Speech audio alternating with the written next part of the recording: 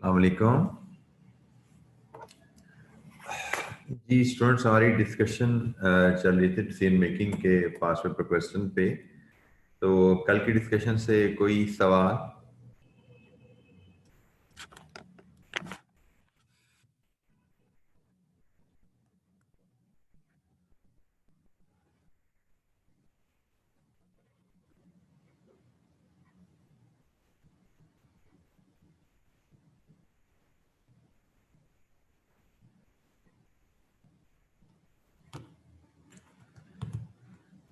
अच्छा जी, कुछ क्वेश्चन अभी हमें मजीद करने हैं before moving to the next chapter.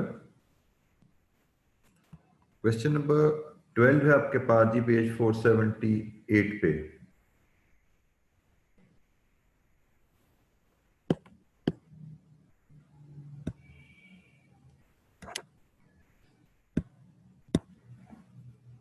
Page 478 question number 12। ये है जी ऑटम 18 का क्वेश्चन 6। पढ़ते हैं जी इसको। Requirement: calculate the expected relevant cost per unit of B1 extra and determine the cost gap, if any, if RL require the margin of 30%. अच्छा, इस question में relevant cost का जिक्र भी आ गया है और कॉस्ट गैप का जिक्र भी आ गया है। मतलब हमने कॉस्ट गैप का कॉन्सेप्ट जो पढ़ा हुआ है वो था target cost minus expected cost. तो यहाँ पे शायद एक्सपेक्टेड कॉस्ट की जगह target cost minus relevant cost से आपको कॉस्ट गैप की इक्वेशन बनानी है, जैसा कि क्वेश्चन में कहा गया है। Let's read the question. Apparently it appears to be a straight forward simple question. पढ़ते हैं जी क्वेश्चन को, फिर डिस्कशन करते हैं इसकी। Rugby Limited is engaged in the manufacturing of a product B1. Presently, RL is considering to launch a new product B1 Extra, which has a demand of 10,000 units per month. The estimated selling price of B1 Extra is 2,000 per unit. Other relevant information is as follows. B1 हम बना के बेच रहे हैं, B1 Extra बना के बेचने की बात हो रही है। 10,000 यूनिट्स B1 Extra की डिमांड है, 2,000 प्राइस है।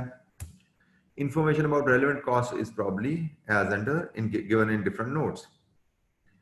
Note number 1, each unit of B1 Extra would require 2 kg of material X and 1.5 labor hour. Material X is available in the market at 520 per kg.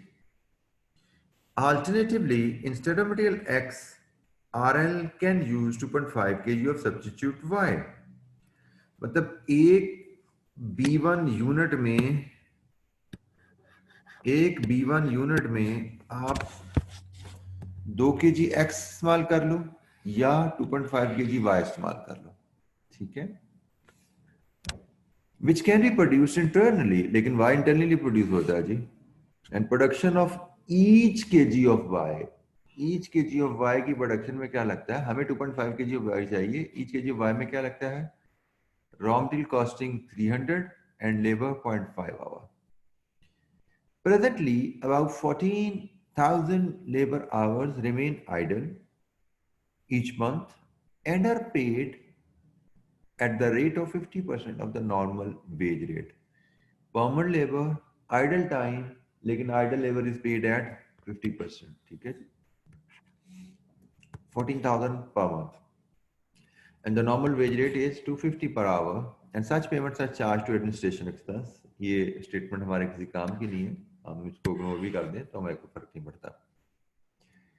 14,000 घंटे idle है। Any shortfall in required hours can be met through overtime at the rate of 40% above the normal rate.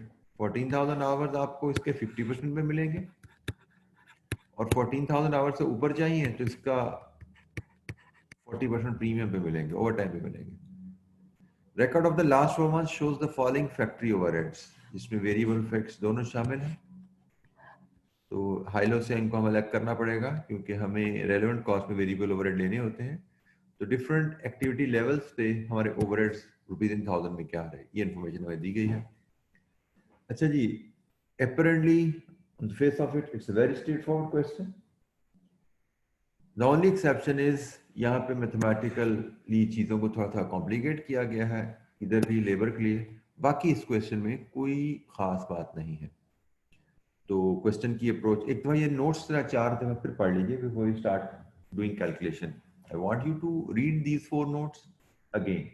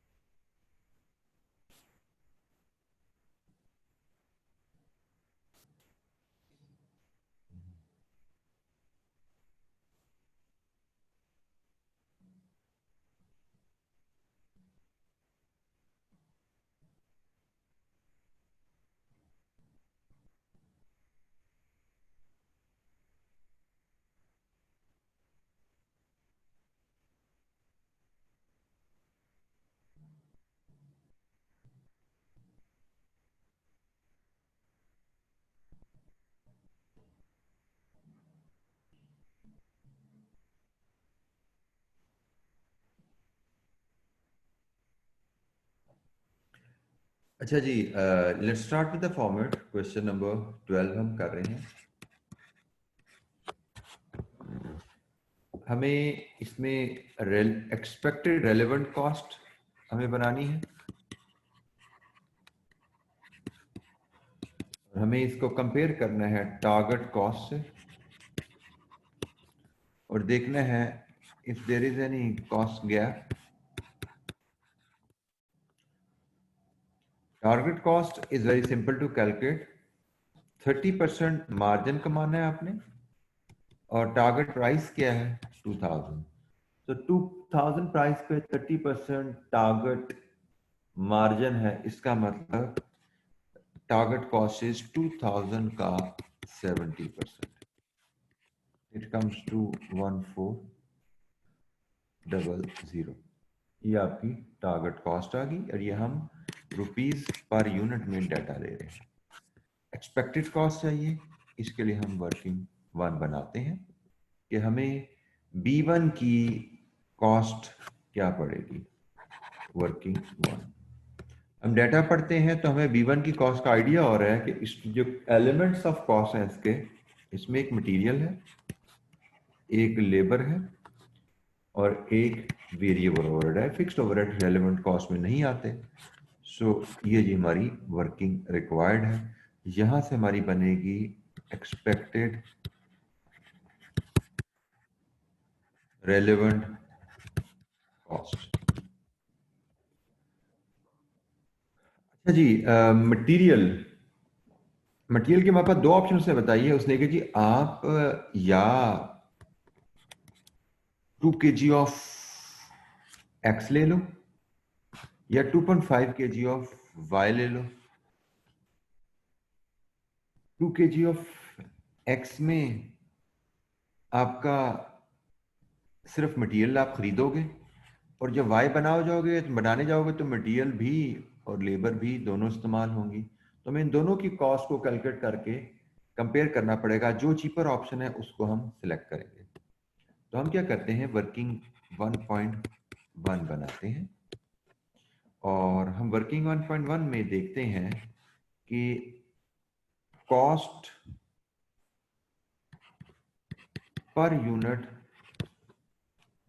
Material cost per unit of B1 extra क्या आती है अगर हम x use करें।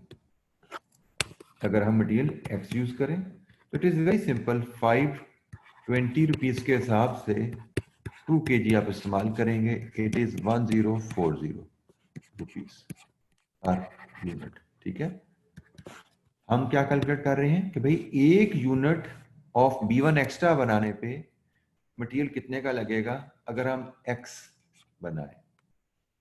Similarly एक unit B1 बनाने के लिए y कितना लगेगा, तो y में फर्दर मटेरियल है और y में लेबर भी है।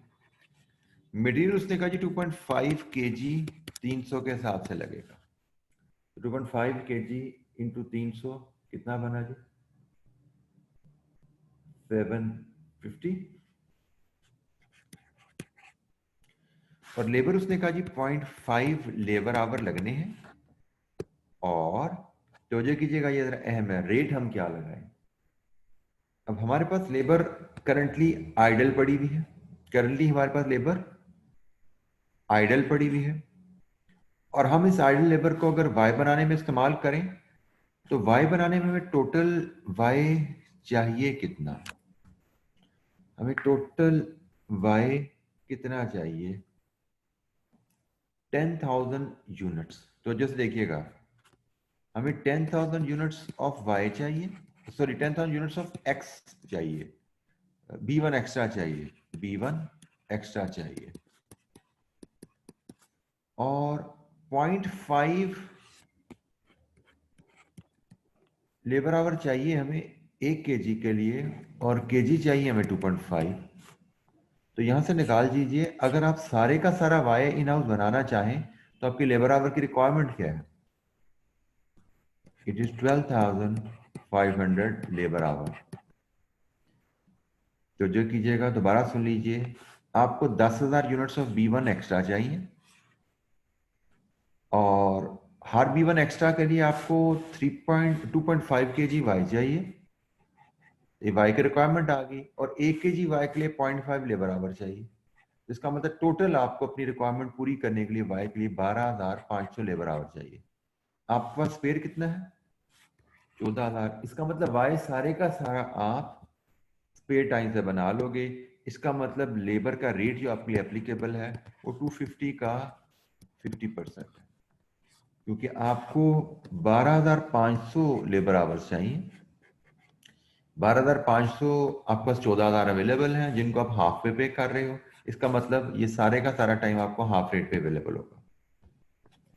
अगर ये हाफ रेट पे अवेलेबल ना होता तो फिर हम टोटल लेबर कॉस्ट बनाते। फॉर एग्जाम्पल हमें 16,000 घंटे चाहिए होते तो हम टोटल लेबर कॉस्ट बनाते और उसको पर यूनिट 10,000 से डिवाइड करके बना लेते। बहरहाल हमारी लेबर कॉस्ट यहां से आ गई, कितनी है जी labour cost,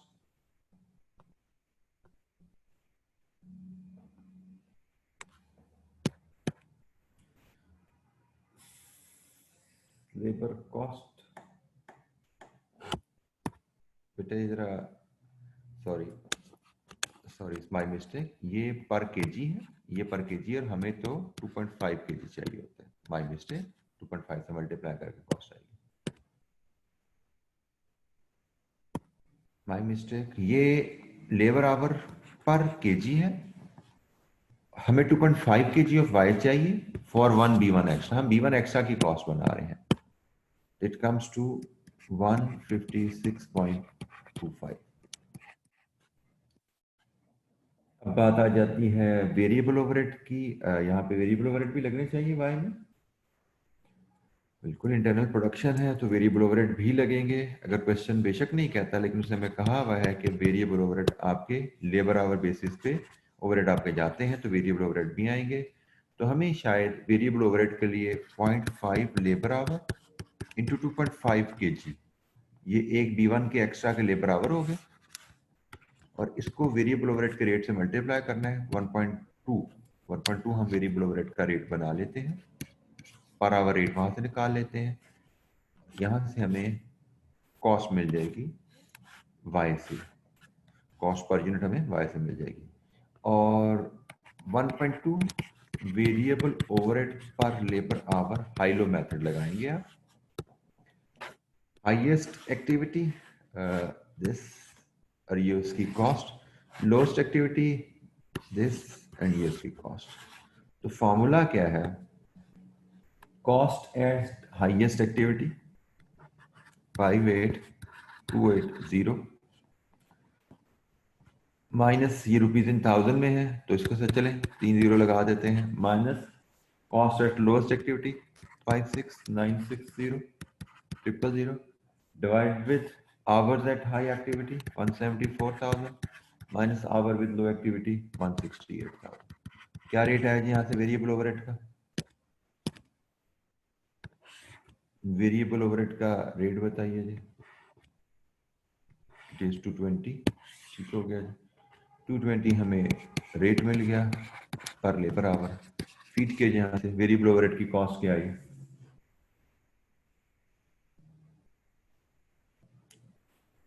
0.5 into 2.5 into 20 it is 275। लीजिए जी, सम कीजिए। अगर हम y को यूज करें एज रॉ मटेरियल तो हमारी मटेरियल कॉस्ट पर यूनिट क्या आती है? Sum of the three value. Fixed overheads are not relevant, वो हमें पता है।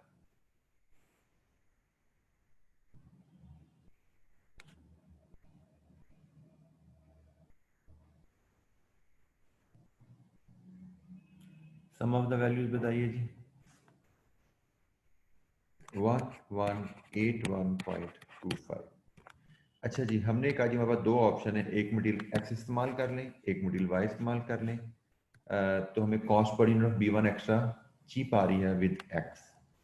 तो हम यहाँ पे लिखेंगे कॉस्ट में जाके मटेरियल एक्स हम इस्तेमाल कर रहे हैं और उसकी कॉस्ट है 1040। जी एनी क्वेश्चन, कोई सवाल?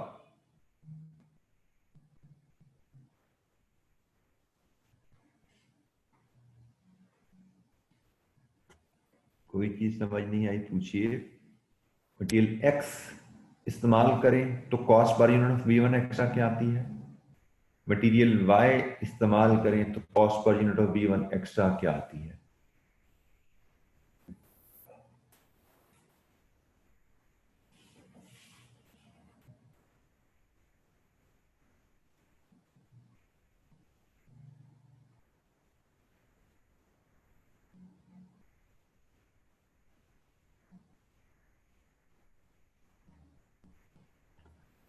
बेटा मैंने फिर बोला, वैल्यू क्या आपने इस्तेमाल की उसके मार्क्स नहीं होते।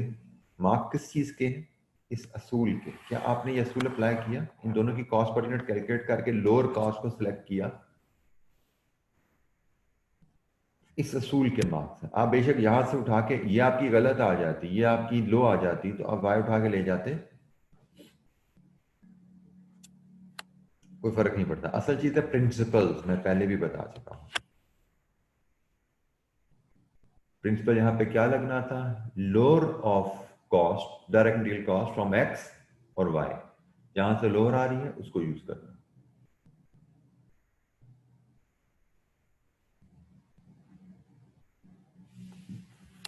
अच्छा जी, let's talk about labour now. Labour के लिए हम वर्किंग 1.2 करते हैं। वर्किंग 1.2 में सबसे पहले हमें टोटल लेबर आवर की रिक्वायरमेंट चाहिए फॉर B1। यहाँ पे मैं डायरेक्ट पर यूनिट पे नहीं जा रहा, क्योंकि यहाँ पे हमें देखना पड़ेगा कि हमारे आवर्स क्या सेम रेट पे अप्लाई होने वाले हैं।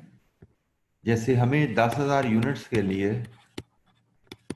B1 में जो टाइम लगता है, B1 एक्स्ट्रा में जो टाइम लगता है वो ये है 1.5 लेबर आवर। 1.5 लेबर आवर, हमें 15,000 लेबर आवर चाहिए। ये हमारी टोटल लेबर आवर रिक्वायरमेंट है, जिसमें से 14,000 हमारे पास आइडल पड़े हुए हैं, जिसको हम 50% पे करेंगे और बाकी 1,000 को 40% पे करेंगे। तो यहां से आपकी टोटल लेबर कॉस्ट आ जाएगी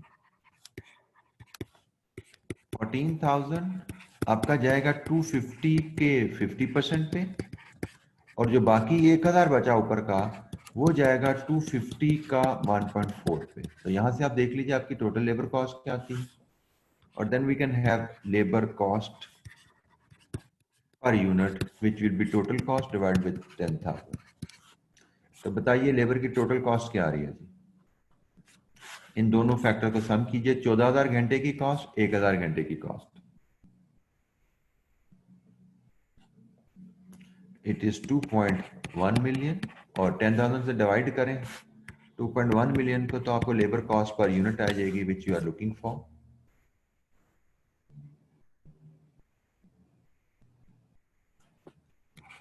210।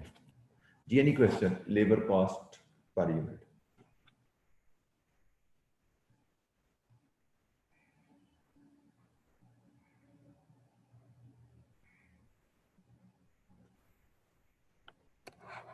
210 आपकी यहाँ पे लेबर कॉस्ट आ गई, और वेरिएबल ओवरहेड आपके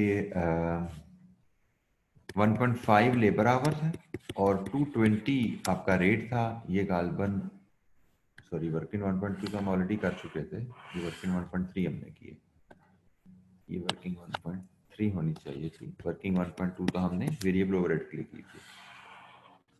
तो दिस इज वर्किंग 1.3। लीजिए जी, ये कितना बना 330।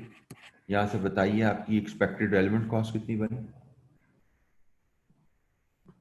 It is 1580। This is your relevant cost. इसको यहाँ फीड करेंगे 1580, आपके पास कॉस्ट गैप आ गया, इट इज 180। यही हमसे रिक्वायरमेंट थी, कॉस्ट गैप बताइए जी। Any question?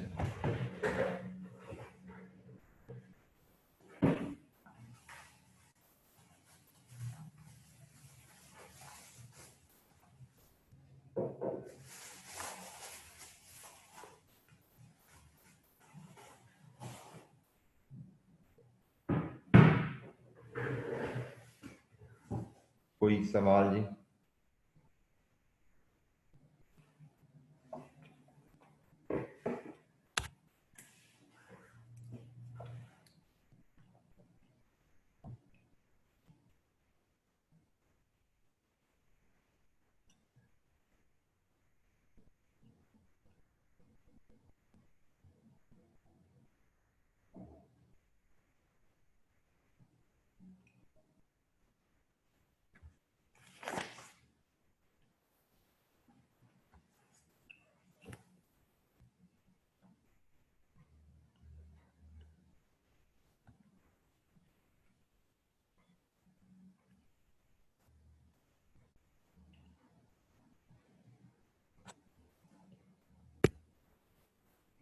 अच्छा जी, नेक्स्ट क्वेश्चन पे आते हैं।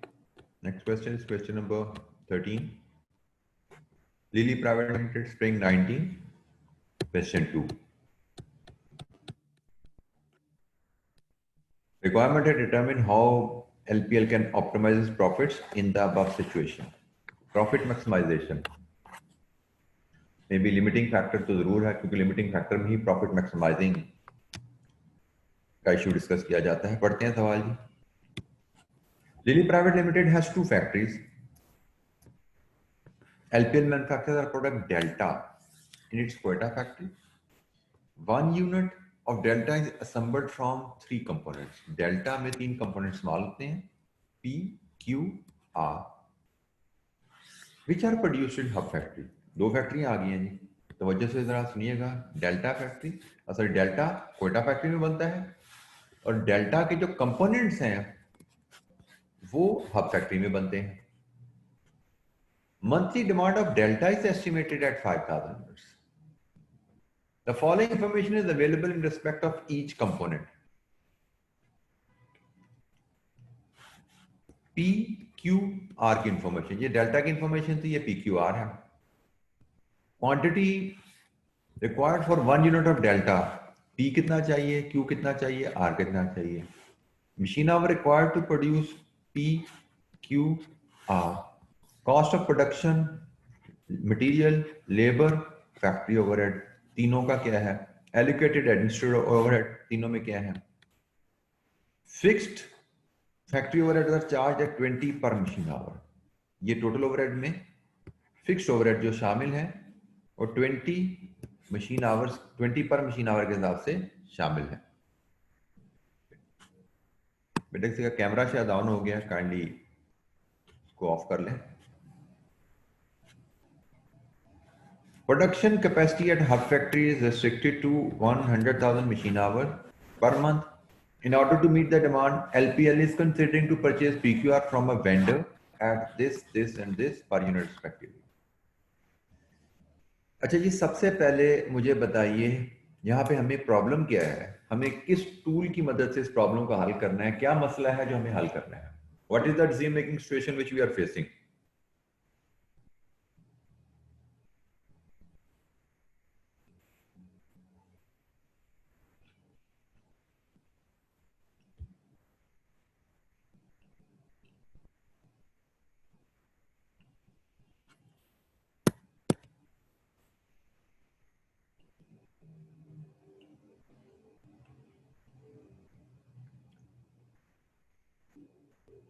जी, अनीका ने बिल्कुल ठीक कहा, this is limiting factor with make और बैर। तो लिमिटिंग फैक्टर में भी हमने क्वेटा फैक्ट्री को कंसिडर नहीं करना, हमें पी क्यू आर जो कि हब फैक्ट्री में बनती है, जिसकी ये लिमिटेड कैपेसिटी है और जिसकी आउटसोर्सिंग में ये हमें ऑप्शन दी गई है। तो पी क्यू आर में से कितने यूनिट्स इन हाउस बनाएं हब फैक्ट्री में और कितने यूनिट्स आउटसोर्स करें, लिमिटिंग फैक्टर विद मेक और बाय। तो सबसे पहला स्टेप होता है डिसीजन मेकिंग सिचुएशन आइडेंटिफाई करना। सिचुएशन आ गई है तो अब स्टेप्स आपके सामने आने चाहिए सबसे पहले, जो कि पेज 447 की बॉटम पे अवेलेबल है। उन स्टेप्स को हमें यहाँ पे अब अप्लाई करना है। और स्टेप में पहली कैलकुलेशन है calculate for each product extra cost of outsourcing.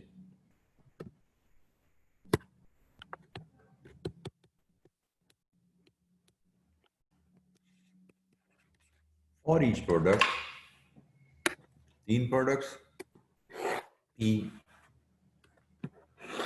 Q and R।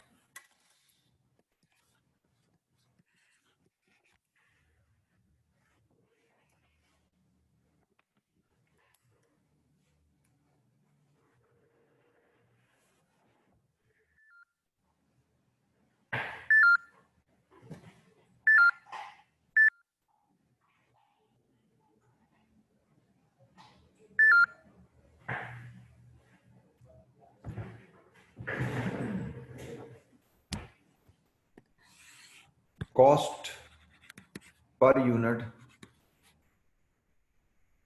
In outsourcing हमें क्या है, और इसमें से हमने लेस करनी है variable cost per unit with in house production.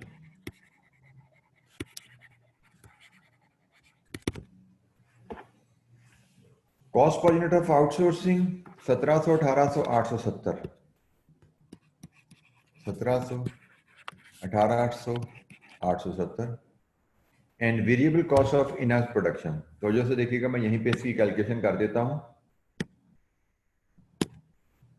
Variable cost की कैलकुलेशन से बताया जी मटेरियल 900 का है, लेबर 270 की है, पहले हम पी की बात कर रहे हैं, और ओवरहेड 500 के हैं, लेकिन ये तो टोटल है 20 पर मशीन आवर के हिसाब से इसमें फिक्स शामिल है, जिसमें से माइनस कर दीजिए 20 और मशीन आवर पी पे लगते हैं 4। लीजिए जी, ये आपके पास आ गया variable cost per unit of P. कितनी है ये variable cost per unit of P? We can present smartly, examiner ने हेडिंग लिख के अलग अलग कैलकुलेट किया है, कोई जरूरत नहीं है, हम ऐसे भी प्रेजेंट कर सकते हैं। कितनी है variable cost per unit? 1590। Similar calculation अब आप रिपीट करेंगे क्यू के लिए।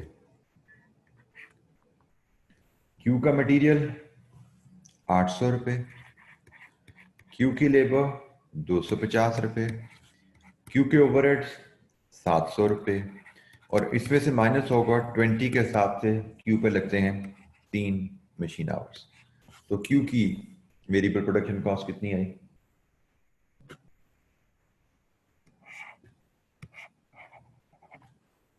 1690। और सेम वर्किंग आर के लिए करें तो आर का मटेरियल 300 रुपये, आर की लेबर 240, आर के ओवरहेड 280, इसमें से 20 के हिसाब से माइनस करें, लेबर मशीन आवर लग रहे हैं 5। तो जनाब आर की कॉस्ट क्या है? 720। लीजिए जी, यहां से भी have extra cost per unit 110, 110 and 150। Extra cost per unit for each product in outsourcing वो ले ली। इसके बाद लाते हैं जी हम लिमिटिंग फैक्टर। और यहाँ पे है हमारे पास मशीन आवर पर यूनिट 4, 3, 5, और फिर हम इसको डिवाइड करते हैं यहाँ पे, तो हमें extra cost per machine hour मिल जाती है A डिवाइड विद P। तो कितनी है P की 27.5, Q की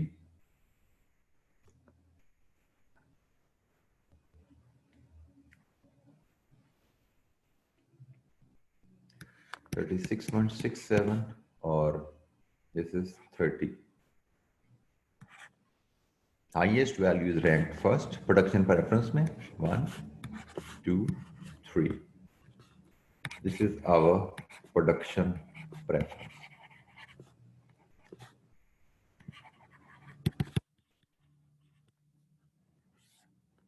प्रोडक्शन प्रेफरेंस कर लीजिए, प्रोडक्शन रैंकिंग कर लीजिए, that is available. Production preference जब आपके पास आ जाए तो इसके बाद आप इन हाउस प्रोडक्शन और आउटसोर्सिंग प्लान बना सकते हैं।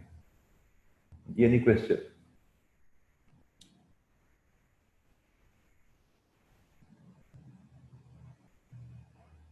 कोई सवाल यहां तक? प्रोडक्शन प्रेफरेंस आपके पास आ गई। अब आपको दो इंफॉर्मेशन चाहिए।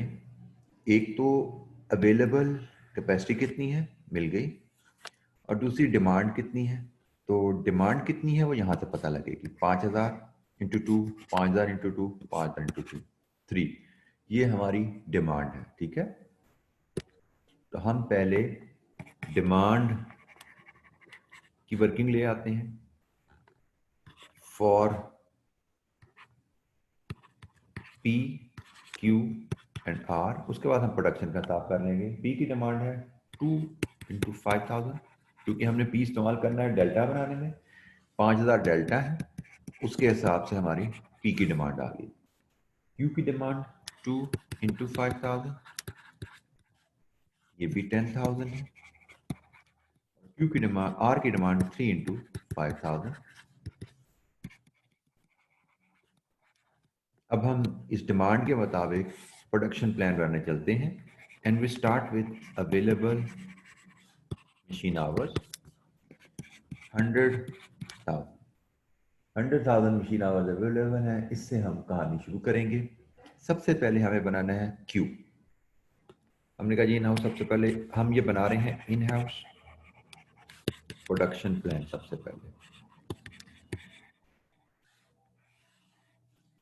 क्यू बनाएंगे हम एज पर डिमांड 10,000 यूनिट्स, और क्यू में मशीन आवर जाएंगे 3 मशीन आवर के हिसाब से 30,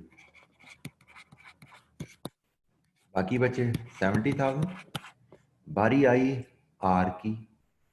आर की डिमांड 15,000 और आर का टाइम 5। 15,000 इंटू 5, 75 सफिशियंट नहीं है। इसका मतलब आर बैलेंसिंग बनने वाले हैं। आर बैलेंसिंग बनने वाले हैं और वो होंगे 70,000 डिवाइड विद 5, 14,000। इसमें 70,000 आवर इस्तेमाल हो जाएंगे। आर का चैप्टर क्लोज हुआ, मतलब लेबर आवर इंटरनल प्रोडक्शन का चैप्टर क्लोज हुआ। इसके बाद हम जाएंगे आउटसोर्सिंग की तरफ। आउटसोर्सिंग प्लान में जो बच गए हैं आर के यूनिट्स, वो दे दीजिए आउटसोर्सिंग में। जैसे आर की डिमांड आपकी 15,000 थी, प्रोडक्शन कर लिया आपने 14,000 की, तो 1,000 यूनिट्स आर के आउटसोर्सिंग में चले गए। और पी कंप्लीट आउटसोर्सिंग में जाएगा 10,000 यूनिट्स। हमसे कहा गया कंपनी कैसे प्रॉफिट मैक्सिमाइज करे।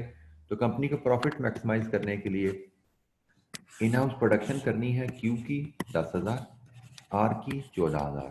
कंपनी का आउटसोर्सिंग करनी है आर की 1,000, पी की 10,000। जी एनी क्वेश्चन? हमने यहाँ पे कंपनी अपने प्रॉफिट को कैसे मैक्सिमाइज कर सकती है वो प्लान डेवलप किया और प्रपोज किया। कोई सवाल?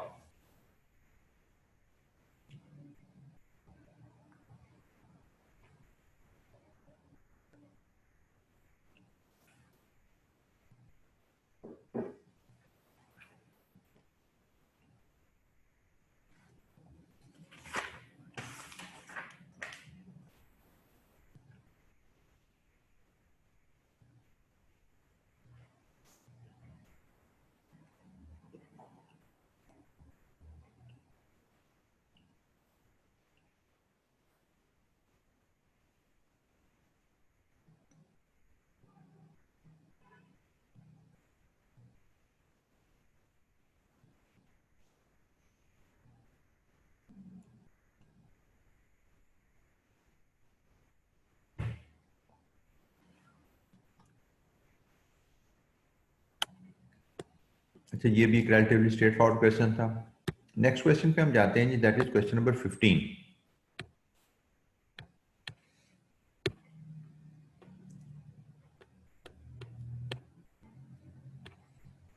क्वेश्चन नंबर 15 ऑटोमेटिंग का क्वेश्चन 1 है। वैसे तो डाटा से आपको नजर आ रही है तो प्रोसेस कॉस्टिंग का सवाल है, और मेनली ये क्वेश्चन है भी प्रोसेस कॉस्टिंग का। Part A, prepare product wise budgeted income statement for the year ending 31 August 2019। Income statement, budgeted income statement बनानी है product wise under marginal costing. Part B basically decision making का है, जिसमें further processing का question है, उसको हम बाद में देखेंगे। वो सिर्फ 2 मार्क्स का है फर्दर प्रोसेसिंग, क्योंकि इसमें डिसीजन मेकिंग भी आ गई थी इस क्वेश्चन में, इसलिए इसको हमने एंड में प्लेस कर दिया यहाँ पे कि प्रोसेस कॉस्टिंग की भी रिवीजन हो जाएगी और डिसीजन मेकिंग की भी बात यहाँ पे थोड़ी सी रिवाइज हो जाएगी। तो जनाब इस सवाल को पढ़ना शुरू करते हैं। हमें प्रोडक्ट वाइज पीएनएल बनाना है। Cricket chemicals limited, CCL is a manufacturing concern and has 2 production processes. Process 1 produces 2 joint products, X1, X2. Incidental to the production of joint products, it produces a byproduct known as Z.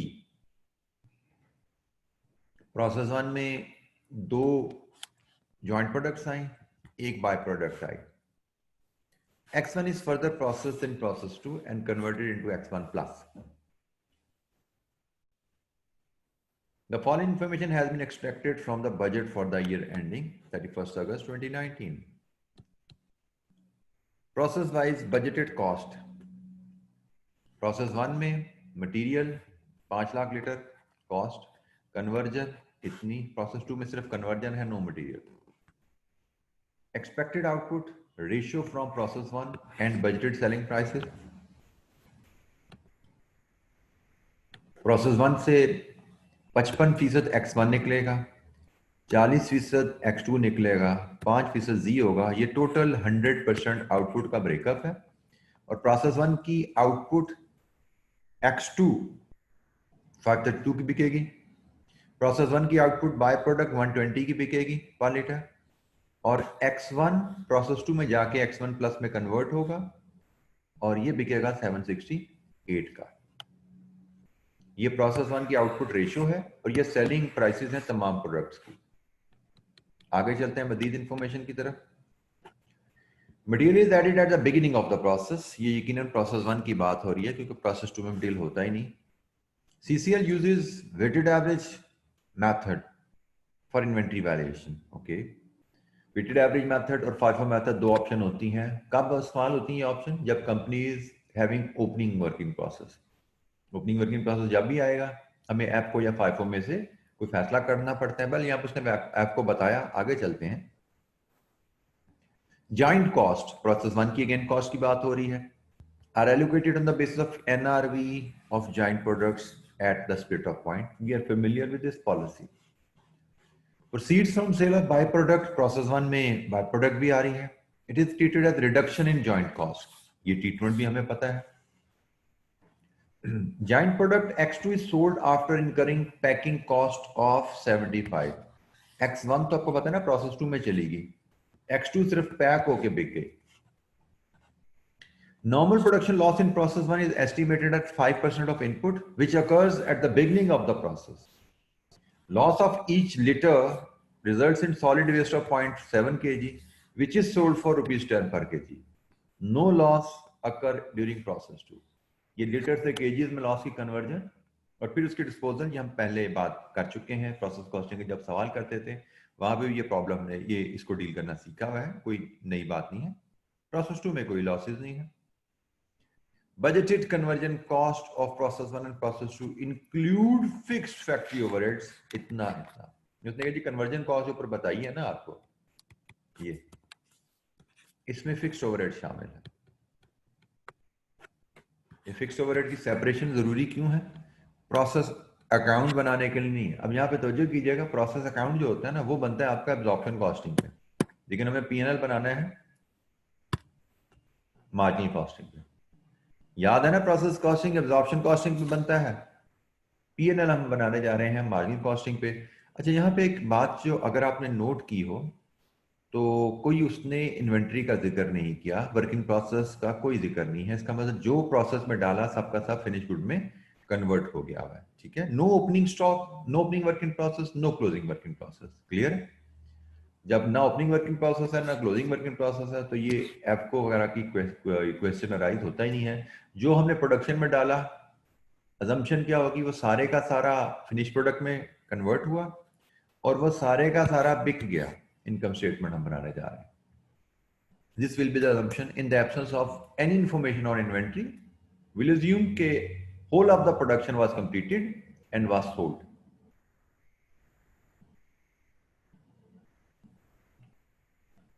Ji any question, कोई सवाल? ये data इसमें काफी ज्यादा था, मैं फिर चाहूंगा 1-2 मिनट लगा के, अब 2-3 मिनट लगा के सवाल को जरा पढ़ लीजिए ताकि हम इसकी डिस्कशन शुरू करें।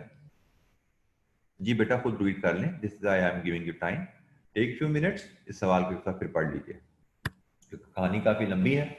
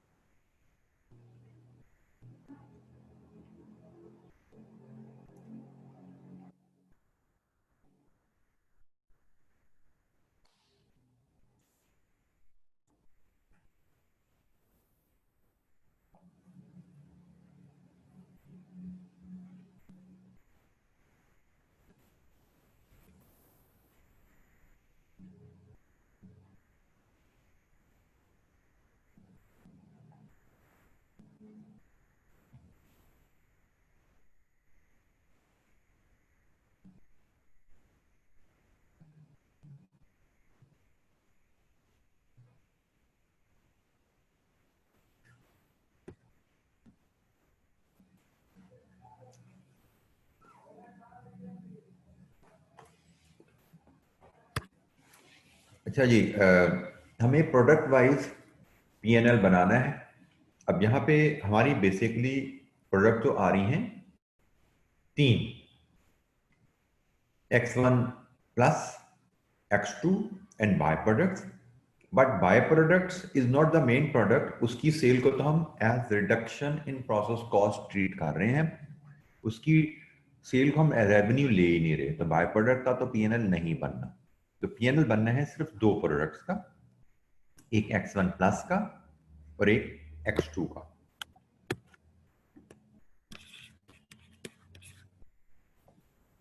X1 प्लस और X2 का।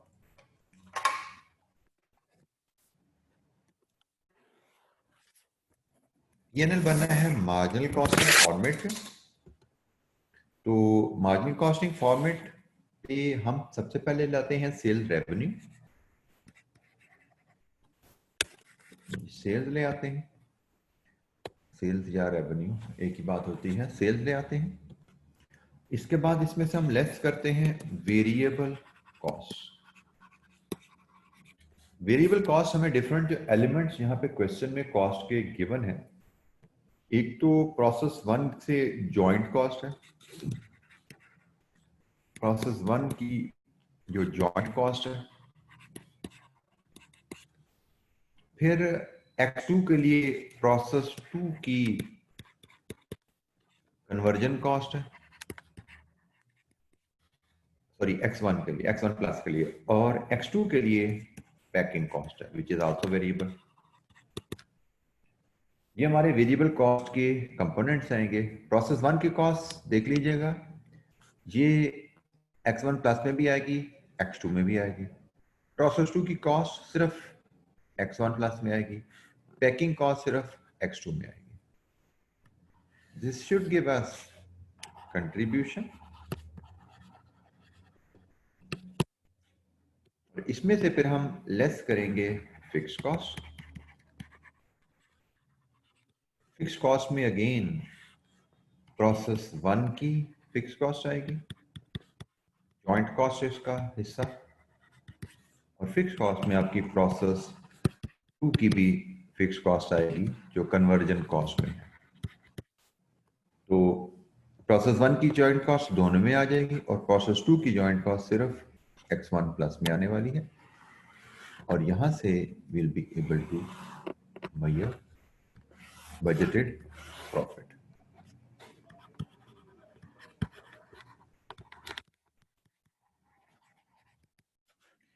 ये जी सबसे पहले हमने क्वेश्चन को स्टडी करके फॉर्मेट बनाया, और फॉर्मेट में आप देख रहे हैं कि मैंने यहाँ पे भी एक रो छोड़ दी, इधर भी एक रो छोड़ी, इधर भी एक रो छोड़ी, कि कोई मुझे यहाँ पे भी एक रो छोड़ी हुई है, कि कोई मुझे चीज को मिस हो जाए तो मुझे उसको इनकॉर्पोरेट करने में कोई दिक्कत ना हो।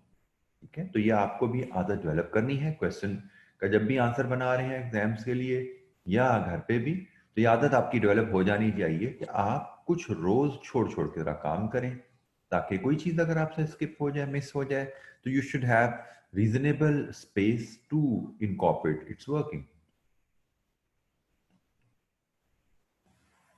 अच्छा जी, सबसे पहले हम आते हैं रेवेन्यू की तरफ और वर्किंग बनाने चलते हैं। अब देखिए रेवेन्यू क्या होता है, यूनिट्स इनटू प्राइस। इसी तरह X2 के भी यूनिट्स इनटू प्राइस। अब प्राइस का मामला तो बड़ा सिंपल है, वो तो हमें रेडीली अवेलेबल है जी।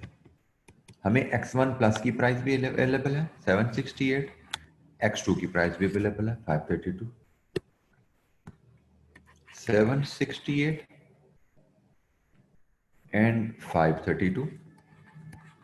बात रहेगी वॉल्यूम की, तो इसके लिए हम कर लेते हैं वर्किंग वन। वॉल्यूम हमारा क्या होगा, वॉल्यूम के लिए ये उसने डाटा दिया हुआ है। तो जैसे देखिएगा प्रोसेस 1 में इनपुट क्या है, प्रोसेस 1 में नॉर्मल लॉस क्या है, और उसके बाद जो आउटपुट बची उसकी रेशियो क्या है। और प्रोसेस 2 में कोई लॉस है ही नहीं, इसका मतलब प्रोसेस 1 से जो X1 निकला वो सारा X2 बन गया, वो X1 प्लस बन गया। तो यहां से अगर हम क्वांटिटी शेड्यूल इसका बना लें, ठीक है, तो हमारी इनपुट वर्किंग वन अगर हम देखें, हमारी इनपुट है 500,000 लीटर। इसका हिसाब किताब बनाना शुरू करें, तो सबसे पहले normal loss 5% of 5 lakh 25,000 litre, ये सब लीटर में हम ले रहे हैं। इसके बाद X1, X2 and by product जो इसका नाम है Z, इसके बारे में उसने मैं कहा कि X1 है 55%, 55% ऑफ व्हाट, आउटपुट, और आउटपुट कितनी है 5 लाख माइनस 25,000, ये हमारी आउटपुट है। तो इसका 55% X1 है, इसका 40% X2 है, इसका 5% प्रोडक्ट है। तो आप यहाँ से देख सकते हैं, इसका सम करेंगे, ये आपका 5 लाख का हिसाब पूरा हो जाएगा। ये आपकी इनपुट थी, ये आपकी आउटपुट का हिसाब पूरा हो गया। 4,75,000 बन रहा है, तो मैं इसको डायरेक्ट 475,000। बताइए जनाब, X1 की आउटपुट कितनी आई? जैसे क्वेश्चन में बताया, हम ऐसे लेकर चल रहे हैं। 261,250। X2 कितनी आई? 190,000। और Z कितनी आई?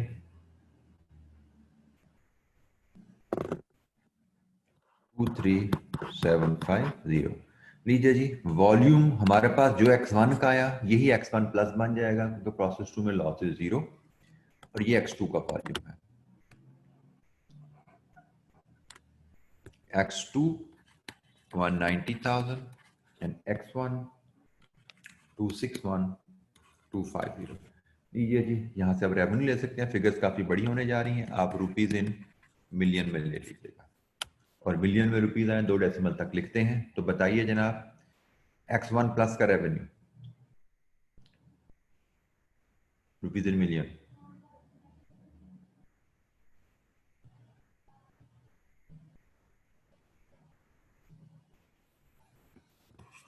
200.64। X2 का रेवेन्यू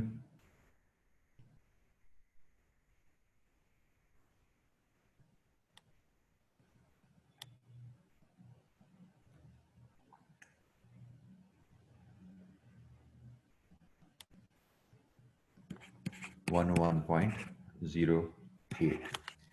जी, रेवेन्यू हमारे पास आ गया है।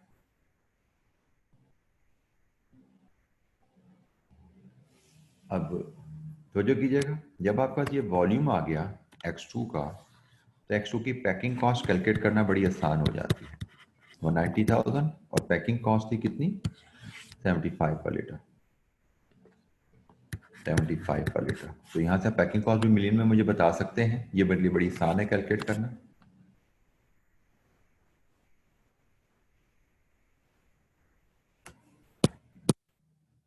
14.25।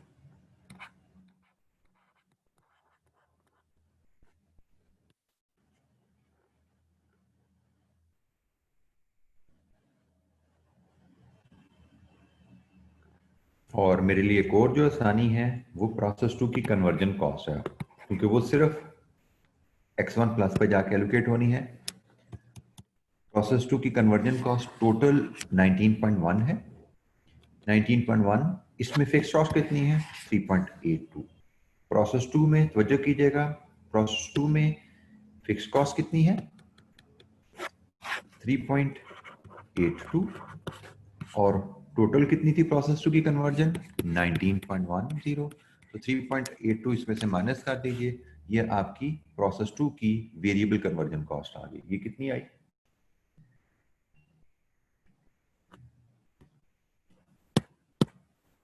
15.28। अब देखिए, अब हमारे पास रह क्या गया है? हमारे पास अब सिर्फ काम रह गया है कि हमने जॉइंट कॉस्ट को पहले तकसीम करना है X1 और X2 में एट स्प्लिट ऑफ पॉइंट। ठीक हो गया? पहला स्टेप क्या है? जॉइंट कॉस्ट को X1 और X2 में तकसीम करने हैं at split of point using NRV basis, और फिर उस जॉइंट कॉस्ट को वेरिएबल और फिक्स में तकसीम करना है। तो 2 स्टेप में ये डिवीजन होने वाली है। तो जॉइंट कॉस्ट के लिए वर्किंग हम बनाने चढ़ते हैं। अभी हमने सिर्फ वर्किंग 1 बनाई हुई है, इसके लिए हम वर्किंग 2 बनाते हैं, जिससे हम ये जॉइंट कॉस्ट का जो खाता है इसको क्लोज करने चलेंगे। और ये जॉइंट कॉस्ट को हमने तकसीम कर लिया X1 X2 में, वेरिएबल फिक्स में, तो हमारा P&L कंप्लीट हो जाता है। अगेन मैंने देखे, मुझे पता है जॉइंट कॉस्ट की वर्किंग मुश्किल है, लेंथी है, मैंने इसको सबसे एंड में रखा है। अब ये टोटल सवाल अगर 14 नंबर का है मेरे पास इस वक्त, मार्किंग स्कीम चलिए हम इसकी देख ही लेते हैं। मार्किंग स्कीम इसकी तो अवेलेबल है, ऑटम 18 क्वेश्चन 1 मार्किंग स्कीम देखते हैं जिसके नंबर कितने हैं, क्योंकि ये मुश्किल पार्ट इसका डिवीजन ऑफ जॉइंट कॉस्ट है फॉर द टाइम बिंग, तो हम उसके बगैर देखते हैं कितने नंबर इसमें बन रहे हैं। ऑटम 18 क्वेश्चन 1 ऑटम 18 क्वेश्चन 1 ये आ रही है जी आपके पास पेज 691 पे। Determination of joint cost 2.5। अब जरा तवज्जो कीजिएगा, नंबर सुनते जाएं।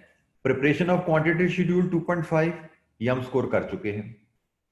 Determination of conversion cost of process 2 ये हम कर चुके हैं, ये भी ये 1 मार्क्स है। डिटर्मिनेशन ऑफ टोटल एनआरवी ये जॉइंट कॉस्ट का काम है। और preparation of product wise PNL 3 number. अच्छा, जॉइंट कॉस्ट के लिए एनआरवी की वर्किंग और जॉइंट कॉस्ट की तकसीम ये टोटल 7.5 नंबर है। मतलब अगर हमने यहाँ पे अब देखिए कोई कॉम्प्लिकेटेड काम अभी हमने छेड़ा भी नहीं है सवाल में, लेकिन उसके बावजूद हम यहाँ पे 6.5 नंबर स्कोर कर चुके हैं। अब this is the approach which you have to follow in the exam. आप लोग क्या करते हो, सवाल को देखते हो, घबरा जाते हो कि सवाल में पता नहीं क्या क्या चीजें हैं, इसमें तो बहुत ज्यादा कहानी है। तो वो कहानी बड़ी आसान हो जाती है जब सवाल का फॉर्मेट एक बना लेते हैं। और जब फॉर्मेट बनाते हैं तो आपको पता लगना शुरू हो जाता है इस फॉर्मेट में कौन कौन सी वैल्यूज चाहिए, और इजी वैल्यूज आपके लिए ढूंढना बड़ा आसान हो जाता है। अब हम 14 नंबर में से इसमें 6.5 नंबर ऑलरेडी स्कोर कर चुके हैं। अब ज्वाइंट कॉस्ट में हमने जाना है तो वो हमारे 5 नंबर एनआरवी के हैं और 2.5 नंबर उसके बाद एनआरवी की बेसिस पे ज्वाइंट कॉस्ट की तकसीम के हैं।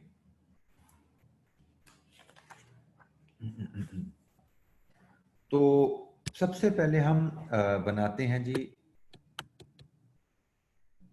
2 वर्किंग हमें बनानी पड़ेगी। एक वर्किंग हमें बनानी पड़ेगी ज्वाइंट कॉस्ट टू बी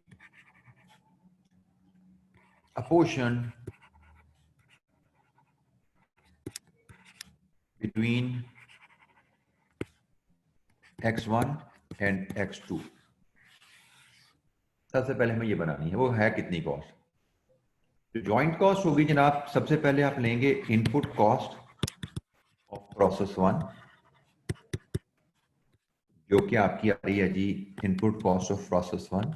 ये this is your input cost of process 1। सबसे पहले आप इसको लेते हैं, बट ये सारी की सारी तकसीम नहीं होने वाली, ठीक है। 98.75 प्लस 72.61 कितनी बनी जॉइंट कॉस्ट जी? रुपीज इन मिलियन में हम बात कर रहे हैं। What is the joint cost? इन दोनों का सम बताइए मुझे जरा।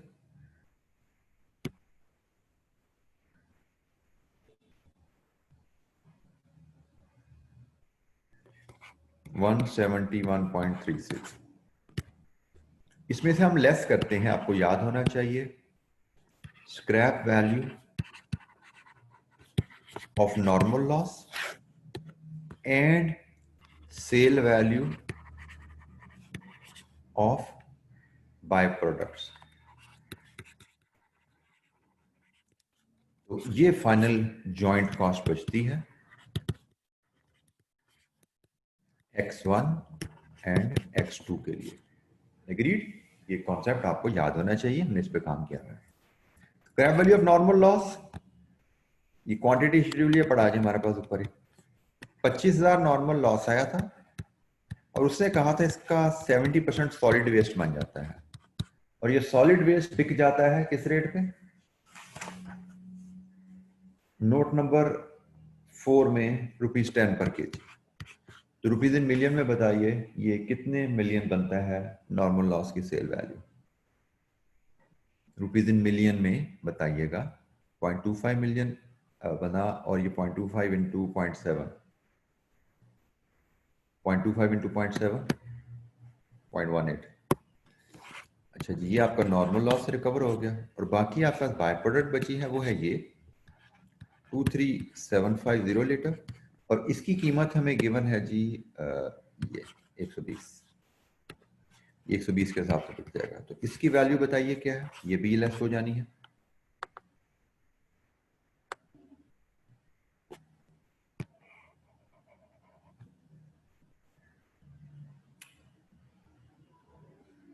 टू